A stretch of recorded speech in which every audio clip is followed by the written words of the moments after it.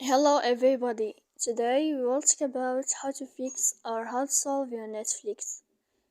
To know how to fix or how to solve your Netflix app, you should just go to settings. After that, in this page, we click apps, default apps, app settings. When you'll find this list, you will enter to the window of Netflix app.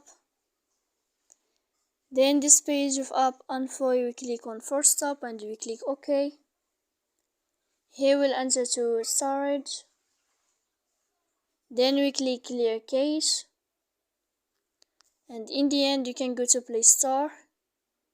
You will search about Netflix and you can click uninstall. Then you can wait a moment to install again your app. So please don't forget to support us by like and subscribe. See you next time in another video and thank you for watching.